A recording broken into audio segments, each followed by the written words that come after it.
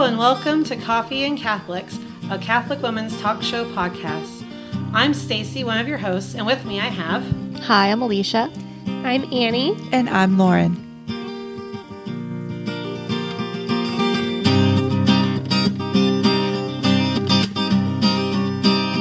Hello and welcome to Coffee and Catholics. This is our last episode of our interview series, and it's really fun because this is airing on Valentine's Day, which is our 41st episode, and it's my 41st birthday, and today is my interview day. So I know she didn't tell us any of this before it started. She wanted to surprise us too. So I thought it was really interesting that our 41st episode landed on my 41st birthday. I feel like we need to sing her happy birthday. Let's do it. One, two, three. Happy birthday to you. Happy birthday to you. Lovely voices. Happy birthday, dear Stacy.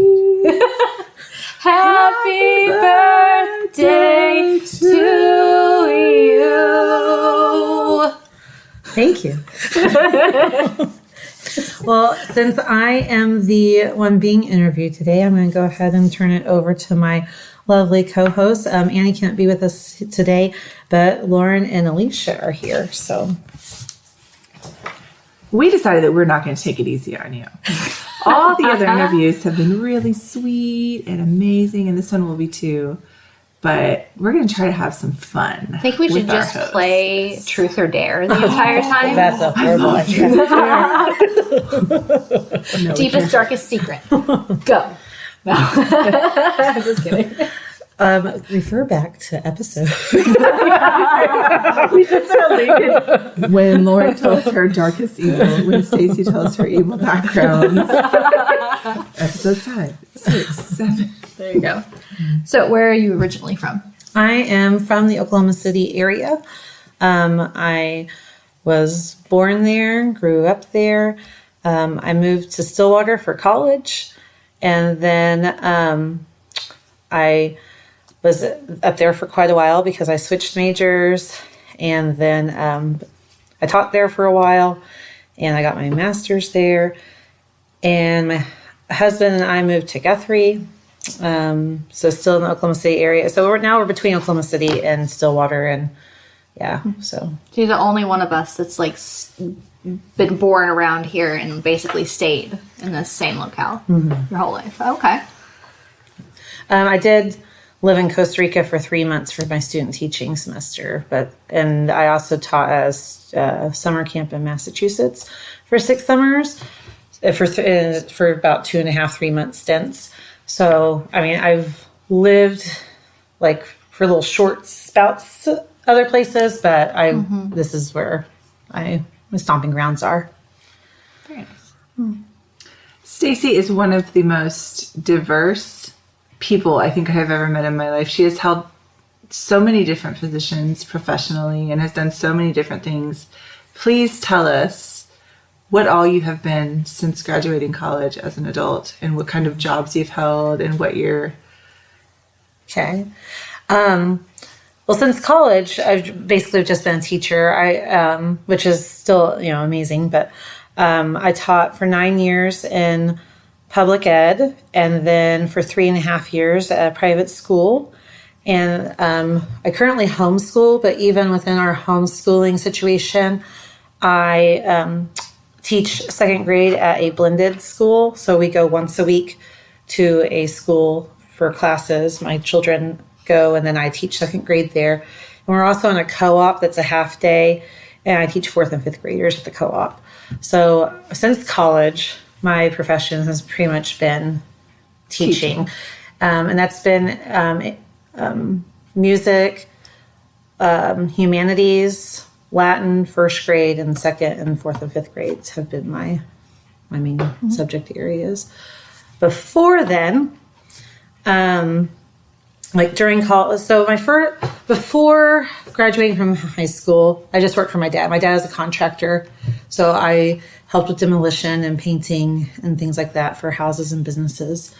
And I had like my own little lawn mowing business for a while. And then I helped my older brother with his before I had my own. And then my first real job was at Villa Teresa in Oklahoma City. They are no longer there, which is sad. But I helped with their summer program. And I was one of the, like, it wasn't a camp, but it wasn't necessarily summer school either. But I was kind of like, I was kind of like a counselor for the summer program, I guess. Sort of like a VBS, like an extended VBS. Yeah, well, it was kind of like daycare, but not quite daycare. I don't know, like we were just kind of there to supervise. Yeah, and most of the kids I worked with were in preschool and kindergarten, so they played with my hair a lot, and yeah. And then I went off to college, and my work study was for the theater department at my college. And during my 6.5 years working for the theater department, I started off as a carpenter and ended up being a charge artist, which is the head painter. And my last and favorite job was the properties mistress. So all of the little things that are on the sets, I either designed, borrowed, bought. I was also the purchaser for the department, so they needed me to go to the lumber store or whatever to get supplies. I had a university credit card to go purchase things for the department also. So that's a pretty intense, important role. Like, I mean, you were sort of in charge of. Well, I wasn't in charge, but I did have of everything visual, the set, and the costuming, I assume, and then props. I didn't do a lot of costuming, but I did. I still had to work with them, and I did design a couple of sets too in the Black Box Theater while I was there. The department was very much like family to me because I went there as a work study, and I started my college career as a zoology major with a music minor. And then I learned I was going to have to take statistics as a zoology major, and I was like, So I switched to being a music major by my second semester. And I went to a performing arts high school, so I was already a music major there and as a vocal major. And so it wasn't that big of a transition, if that makes any sense. Like, I was like, okay, well, I've done this. And I was in music education for several years. But my work study was with the department. Well, there was one year that I wasn't awarded work study, and because of my devotion and the love of the people in the department, the faculty decided to give me a scholarship that year to help me with school. So that was really quite a blessing. And it was like a little family. You were essential to them at that point. They were not going to be ready to lose you. And actually, my children's godmother and the godfather, they were theater majors, and I met them during that time. And so, so there was that department had a big impact on my life. Yeah, I can tell when you talk about it. That's why I was glad that when I originally asked that question, I was hoping you would talk about theater and music, and I didn't realize that was during college. I just had my placement wrong, but that seemed to be something that just really defined part of your early adulthood, and still is. And it's fun to hear you talk about it. Well, so I switched majors for a couple. There was a couple of different reasons. Again, so it was zoology for a semester, and then music for 3-4 years. And 3.5 years. And I switched to elementary education. So I was about to graduate. I only had another year left, or half a year left of music, but I decided to switch. And only 23 of my 118 hours transferred. And so I was in college a little bit longer. Oh, wow. And as an elementary ed major. And so during that time, too, I also... probably my second year in college, I started going up to Massachusetts and working at a sleepaway camp there. The kids, at the time, they have options now to stay the whole summer or half the summer. But when I started there, the kids came at the end of June and were there till mid-August. Wow. So they were there the whole summer. And I was a stagecraft and band director at camp. So band director.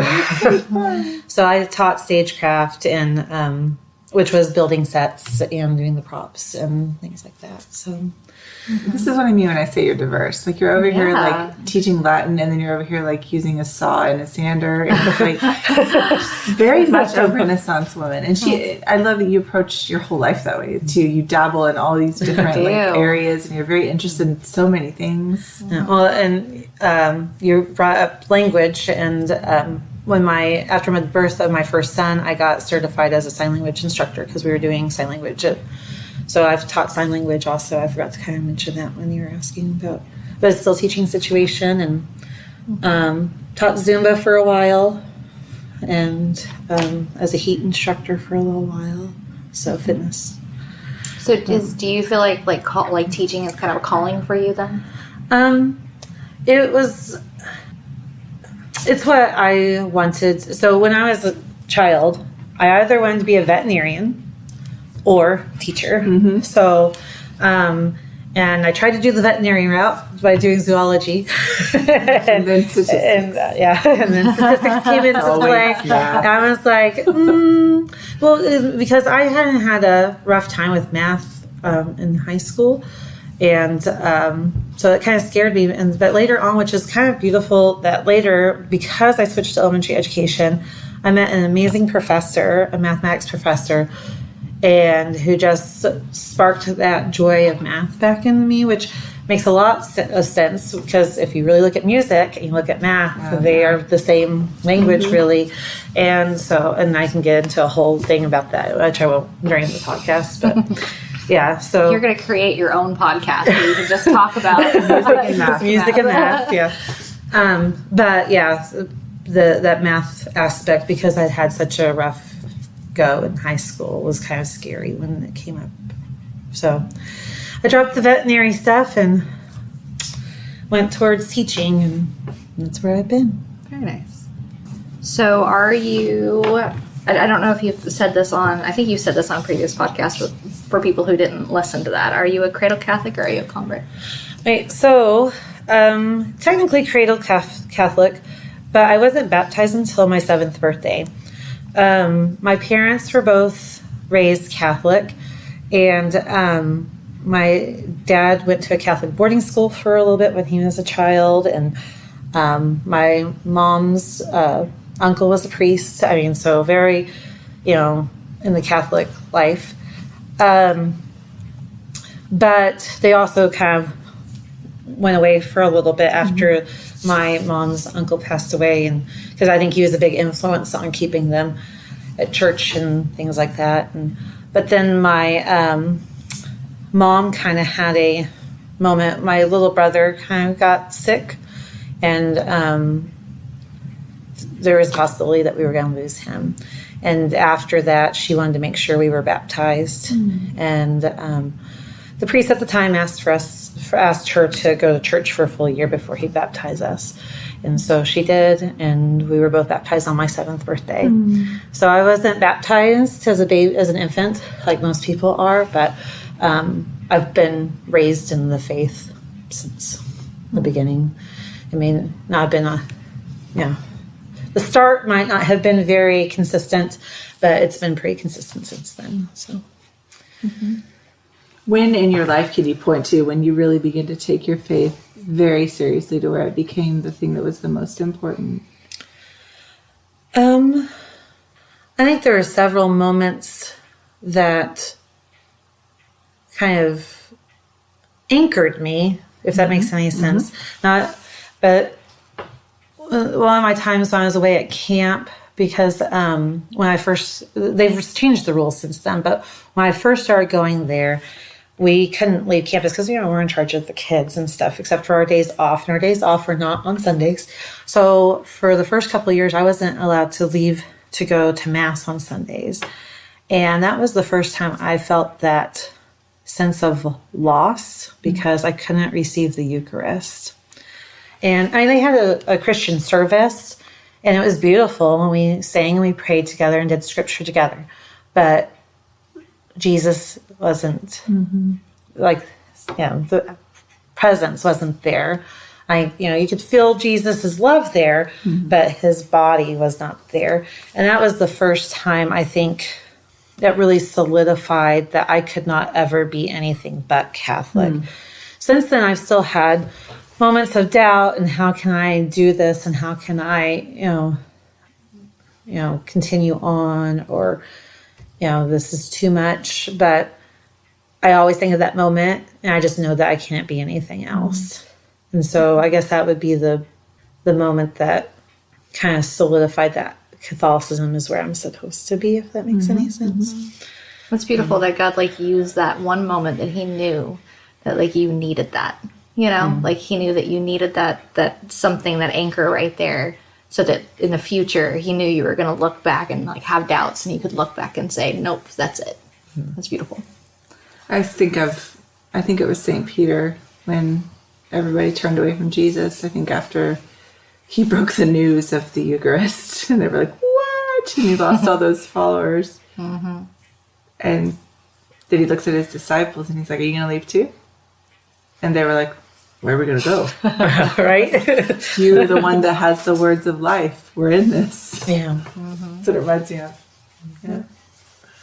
So then what is your favorite thing about being Catholic? The Eucharist. I mean, from a young age, I've always had devotion to Mary. So, I think the fact that we have a mother, that when we feel lost, my mom's fantastic, but the fact that we have this heavenly mother that is there to protect us and things, and that she leads us to the Eucharist, and she led me to the Eucharist, and just his real presence there is it's probably my favorite thing. Can't be found anywhere else. And I know there's other places that would argue that. There's other churches that would argue that, but I know that. Do you still feel emotional about the Eucharist when you receive, or is it every time that you're still having that strong reaction? Yeah. That's beautiful. There might be some days that I get distracted because I'm usually carrying a toddler going up there. But when I go up there, there's not Father holds up the host and that's all I see. I only see the host. Well, that's love right there. That television that you talked about, that's love. That's nice. Because I do think that for a lot of cradle Catholics and even just converts who are just, at some point, there's a point where it just becomes rote sometimes. But to hear you say that that's all I see 40 years in, it's pretty beautiful. And I will say that became even more evident when I started receiving on the tongue, because I learned with the hand, that's not how I grew up. My first communion was the host was placed in my hand, and I don't think that there's necessarily a right or wrong way to take the host. But at one point, I watched a video. The gentleman in the video talked about how Jesus is still on your hand. There's a microscope. I was like, no. What do I do with my hand afterwards? But so I started receiving on the tongue, and I think that's when that deep focus on the Eucharist happens, because he holds it up in front of my face and says it. Because before, I'm always waiting. I think I was just looking at my hands and waiting for him to place the host in my hands, and then I could see it. But when he's going to place it on my tongue, it's right there in front of my face. And I think there's an added reverence. And the givenness of it. This is given. Even, yes, it's being put into your hand. That's one way to receive, and it's perfectly licit. But there's something about having it placed to you from the hand of God, the body of God from the hand of God. There's something very beautiful about that. Don't write us angry letters about how you receive the Eucharist. We just said it's licit. It's fine. We've all done it, especially with COVID. We've had to receive in the hand since then. A lot of priests won't do it. We're not trying to start any fights. It was really funny, though, the first time my sons had to receive on the hand, because they were really confused. They were like, Wait, what? Because I forgot to tell them. I was like, oh, you're probably going to have to receive on the hand here because it's not a regular priest. And all the, and with COVID, you just never know. And that was so confusing. That was really hard because we had all these sweet daddy priests trying to take care of their flock, worried sick for them, trying to figure out what they were supposed to do.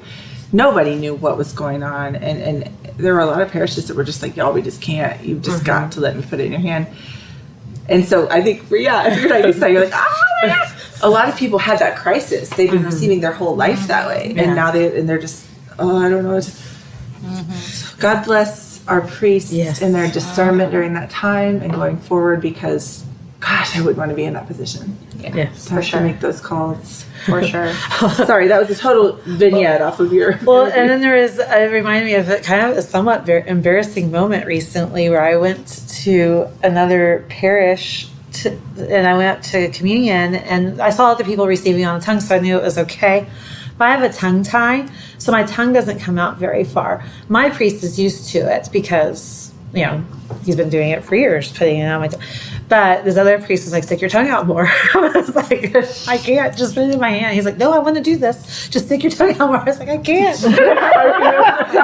I physically can't. And so there's other people behind me in communion line, and he's like, stick your tongue out more. I'm like, I physically can't. So did he end up putting it on your tongue? Yeah, he did.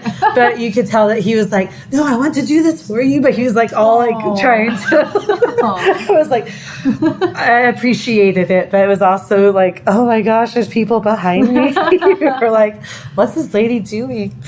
I was about to ask you what your most embarrassing Catholic moment, and that was is that it? Well, is there more? I'm sure there's more, but that's the most recent. Like, this is just like a month ago. I was at Mass with Noelle, actually. Oh, we miss you, Noelle, if you're listening.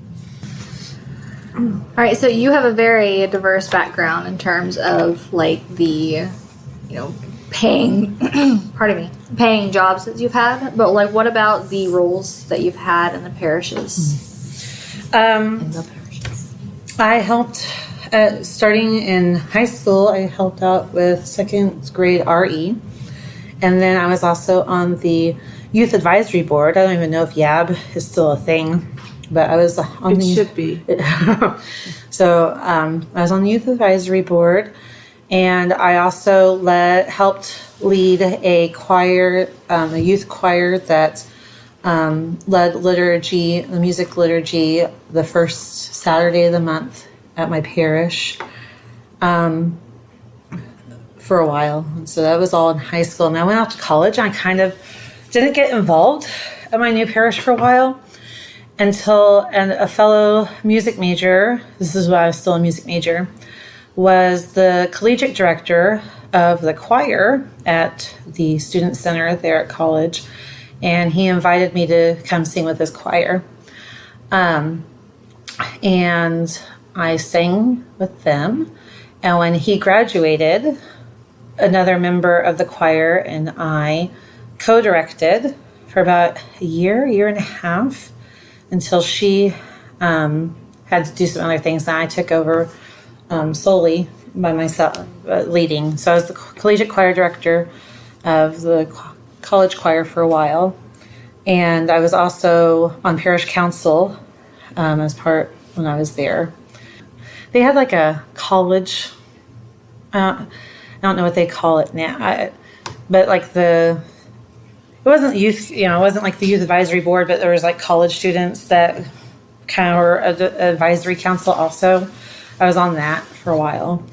I helped organize, OU and OSU used to do state collegiate Catholic conferences. And I helped organize one of those one year. Since I graduated, I really haven't gotten that involved because then I was a mom, and I didn't feel like I could sing in the choir because I had small children and I didn't want to leave my husband in the pew with them. I also am seeing that I have been a choir director. I'm a little particular about how some things should go. And I'm not very quiet about them. So that was a little difficult. I went from being very involved to not much involvement. But I did help with kindergarten RE for a year. And then I just recently was put on parish council at my parish. So by the time this airs, I would have gone to 3 meetings. So just recently started. So yeah, mostly music and advisory positions, I guess. You are a busy woman. I'm like going in through my mind the list of things you did while you were in college, and I'm thinking to myself, when did you eat? I mean, you have listed like 10 serious time commitment positions in this interview. Well, I also was the legislative rep for the teachers union and the student. So I was at the state capitol and stuff during that time too. So I think the secret lies though in like how much sleep did you get? It was like 4 hours a night. I still don't get about that much. Yeah, that's right here for the sister. We're the Up Late Club in this podcast. Always up late. But it's funny that you mentioned the eating because one of my good friends in college, we were workout buddies, and he was always concerned about my eating habits. So after we would go work out, he'd make sure that, like, he's like, no, you have to come back so I can feed you. He was like, that way I know you got at least one good meal today. I'm just like, okay. And so, if we were to get in your car with you, what would be playing on the radio? What are on your presets? What do you listen to when you're in the car? well, nowadays it's mostly audiobooks because I'm with my kids. But before, Well, hold on. Like, what kind of audiobooks? like we do Language in the Wardrobe. Kid books. Yeah, kid books because my children are extremely fantastic in the car when there is a audiobook on. When there is not There's always an audiobook on, they are not really fantastic in the car. They are your typical, like, stereotypical, like, Mom, so-and-so hit me, or so-and-so did this or that. So audiobooks, listeners, will fix everything. Driving with your kids in the car. So run out to your local library. At least for my I'm about kids. to do this. At least for my kids. www.metrolibrary.org. Well, and like right now, because we're in a different car, we can't, the CD player, it's an older car, so the CD player will eat the CDs, so I can't put the audiobooks in there. So we haven't been listening to many recently, and my kids are like dying. They're like, Mom, when can we listen to an audiobook? I'm like, I don't know, we'll figure it out. And your kids are great readers too. Oh my gosh. Just lovely. They love it. Yeah, they like books. Instead of stuffed animals, they slept with books. When they were little. Aww. Lauren's falling more in love right now. I love them. Love more with your children every day. But no, but like if you're asking like type of music, I like Cranberries, The Course, No Nice Doubt, alt rock. yeah, There it is. Irish punk music, Flogging Molly, Dropkick Flogging Molly Murphys. on this Catholic I sure did. But yeah, Dropkick Murphys. She also said the Dropkick Murphys. But I also like classical music. You might hear Vivaldi is my favorite classical composer. And so going kind of back to the music background, I briefly mentioned I went to performing arts high school, but I was a vocalist, but I also played piano, violin, and cello. So I was an orchestra kid. So, yeah. Did y'all hear that? Can you say it again slower? You sing, you play piano, violin, and cello. Mm-hmm. Yeah. Wow. I'm jealous. Like, I feel like the laziest person I do ever. too. Like you have used every drop of talent or interest that is inside of you. I'm a jack of all trades, but a master of none. Like that phrase totally explains me. Like, I wouldn't say I'm phenomenal in any of those areas. There are things that I've enjoyed at some point in my life. And that's okay. Yep. Yeah. So I have a question. So there was one time in my life where I decided to listen to classical music. Like, and I don't know if this counts. I don't know anything about classical music, I suppose, but it was just like orchestra. And I decided to listen to it in my car. And on the way home, I literally was falling asleep at the wheel and almost ran off the road. So is that the kind of music you're talking about? And how do you stay awake? That's my question. Well, it depends. Because classical music, just like any other genre or any other type of music, has a wide range of expression and dynamics. And, because Haydn's Surprise Symphony is a lot different than like a nocturne, which is, or even Brahms' Lullaby. So Anything Brahms. yeah. Make you fall asleep. So, you find the composer that is more upbeat, and because, John Williams, he did a lot of music, the scores for movies, Star Wars, Indiana Jones, Jurassic Park, I love John Williams. I remember as a kid, I had a keyboard that, would autoplay the Star Wars theme. And I would just play it and pretend I was conducting the whole orchestra. But yeah, so, and I also liked a lot of, my dad, I grew up a lot with Buddy Holly and Nancy Sinatra and Kenny Rogers. Diverse, as in everything else. I know. Very nice.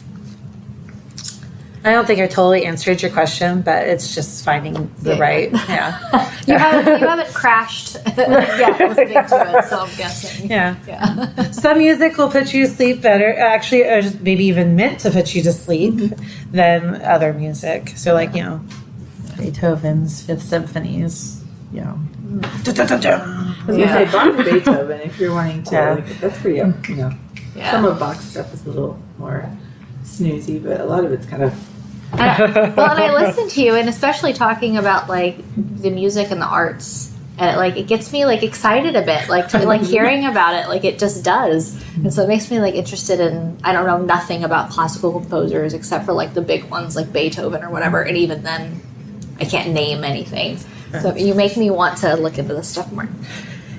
So I have to ask this because of just the general person that I am, but what's on your nightstand? What are you reading? What books have influenced you in the last few years? The two that have probably been the biggest influence in the past couple of years have been, my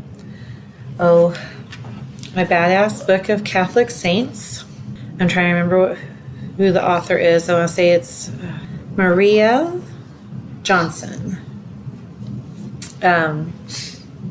It's actually the book I was reading when I was inspired to ask you guys to do this podcast. And then the other one would be Jen Fulwiler's Blue Flame. I read it at the beginning, about this time last year, and I just felt like she was in my head.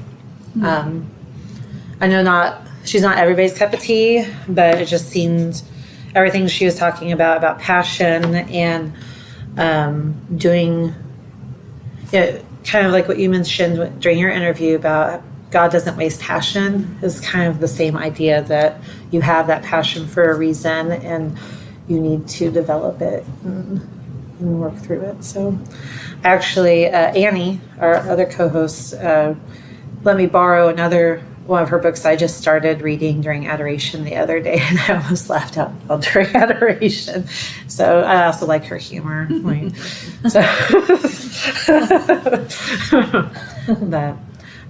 they're not necessarily really what I would consider in-depth books, like digging deep into spirituality or life or anything like that. But Sometimes I think the ones that influence me the most are also the simple. I would say definitely same. Yeah. So are either of those like one of your favorite, like your favorite book, or you have a different? Oh, a favorite book. Or like one that you stands out in your mind as you read it and you saw things differently afterwards, or at any point in your life. Maybe not. No. Reading's always been kind of difficult for me in general. So one of the things that has always, anchored me intellectually, and I guess it also, because of its tie to arts, is poetry. So I don't necessarily have a favorite. Well, I do. Robert Frost is probably one of my favorite poets.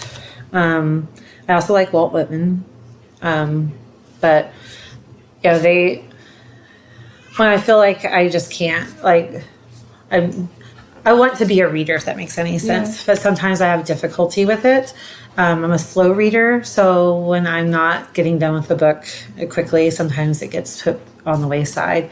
But I feel like those reading poetry can still feed that desire in me while also feeding me intellectually, and also connects to my artist side, if that makes any sense. Oh my gosh, I didn't know this about you because I'm super excited right now because I love poetry. I love that you love poetry too, and I can't believe I didn't know that. Like, oh my goodness, we have a whole other chapter of our friendship. So, I feel the same way about poetry. I feel like sometimes when your brain is just in a fog, but you need to go to that deeper space inside of you, poetry is that link between deep and beautiful literature, which you just can't get at, and your interior life. I feel like it's a beautiful bridge.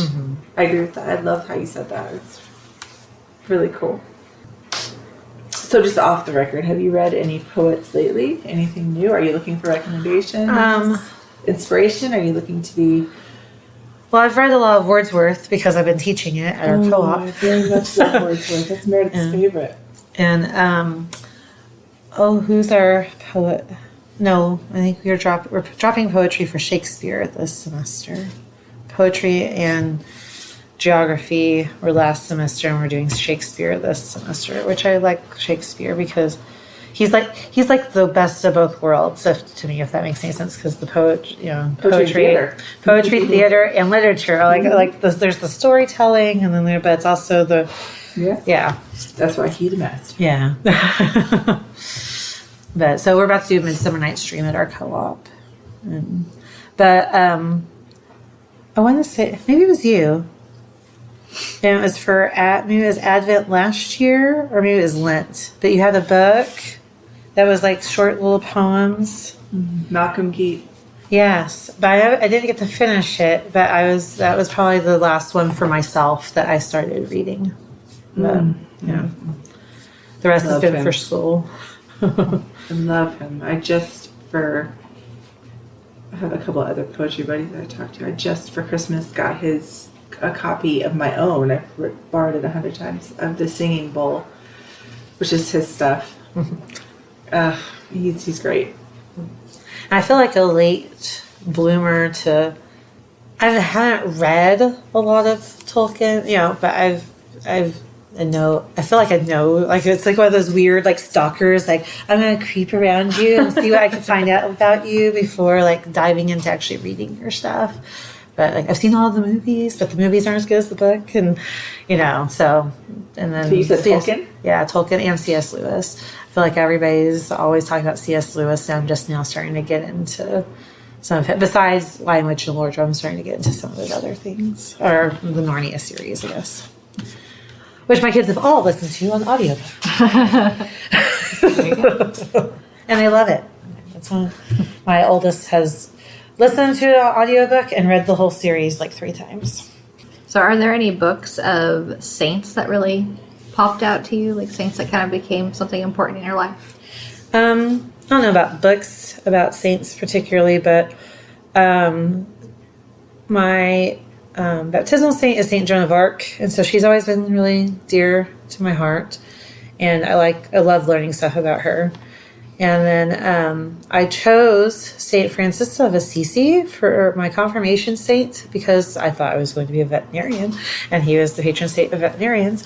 And it's been really interesting, even though that career has gone to the wayside, how much he influenced a lot of my college life. Because like when I love how Lauren says her wondering years, so but like during a time where I was kind of not necessarily in the best place in my life, his life made me remember that there was hope. Like there's still hope for me. And what's funny is I didn't know as much about his life until college too, like how he lived his life before becoming St. Francis. And so, but since then, St. Teresa Lisieux is huge. Padre Pio has really come in and out of my life a lot. Edith Stein, so she came in just opened doors, like, hello, I'm here, and I have all these things that you need to know. And she's, which has been really interesting too, because the camp that I taught at was most of the kids are Jewish, and so I got really into Jewish tradition. So then knowing that Edith Stein grew up, she's Jewish and converted to Catholicism, it's just interesting to see how the things that she writes about and how they tie back to those Jewish traditions that I would have never known anything about if I hadn't been at camp for 6 years. And so it's just been really interesting to see those like puzzle pieces in my life and how they come together. And it's like you're doing a picture of like a field, and there's this puzzle piece of a tree and a puzzle piece of the grass, and you don't see how, like, when they're apart from each other, you don't know that they come together and make this beautiful picture. And Maria Goretti, really, I don't think that she necessarily was supposed to be for me, but my son and I did a pilgrimage when her relics were at my home parish in Oklahoma City. And I think she's been really impactful to our family, not necessarily me per se, but like just the whole forgiveness, her forgiving heart. I see that a lot in my son. So I don't necessarily have a huge connection with her, but I can see her influence in our family. But yeah, so not necessarily have a favorite saint or a favorite book about a saint, but there are definitely saints that work in my life that just like to show up when I least expect them to. So can you describe like a moment in your life where something like miraculous happened, like something where you were just like, wow, this is God right in front of me? I talked about it on a previous podcast, but not today, but the moment that I kind of realized that God is speaking. We all have those internal conversations with ourselves, and we're not, we're just talking to ourselves in our heads. Well, I realized that some of those moments aren't me, if that makes any sense. When I was at adoration, after losing our angel, I had finally gone, it was Holy Week, and I had gone to confession and finally had said, I'm really angry about this. I feel silly about being angry because I know God's plan is great, but I thought that, I could have had this baby and another baby already, and I don't understand what's going on, and I'm just really angry. And I finally went to confession for all of that, and then I went to overnight adoration that night. And as I was in adoration, just, processing that confession and everything the priest had said to me, I heard this voice say, you're pregnant, right? And I was like, what? Yeah, you're pregnant. And I just let that sit that night. And then the next evening, so it's Good Friday. So at that point, it was Good Friday, like at 1 o'clock in the morning. And then, so Good Friday at 6 p.m. later that evening, I took a pregnancy test, and we found we were pregnant with our daughter. So that would probably be my miraculous moment. Wow. No inklings before that. It's amazing. No. Well, I've heard this story before, but I love hearing it. Oh, that's beautiful. So what's up next in the Renaissance life of Stacy? What are your dreams? What are your plans for the next few years? It can be for your family, professional, ministry. Well, it's kind of funny because, growing up, I either wanted to be a veterinarian or teacher, and I've been a teacher. I got to live that wonderful dream, and my best friend who lives out of state now, when we were growing up, we both wanted to have a house out in the country, but not too far in the country. We wanted to still be close to the city, and we were going to live next to each other and be old ladies on our porches next to each other. And we're not old ladies yet, and she doesn't live next door. But I have been blessed to.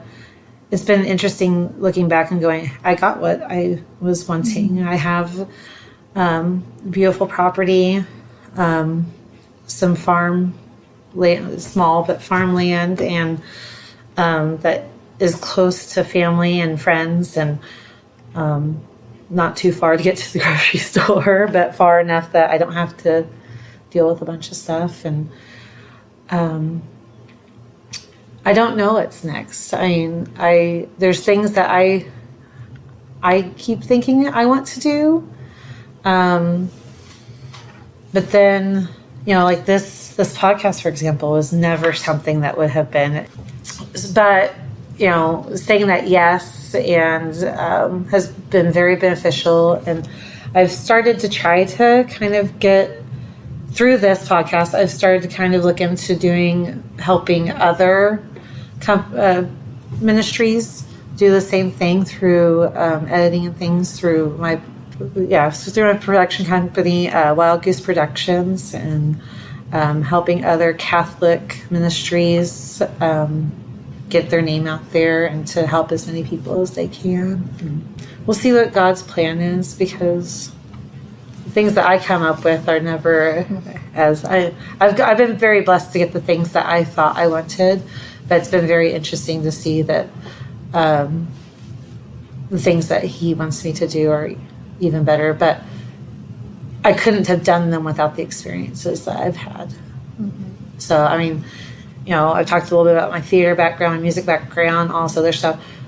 That's where I learned how to do all of this that we're doing right here. And I wouldn't have been able to do that without all of that. Yeah.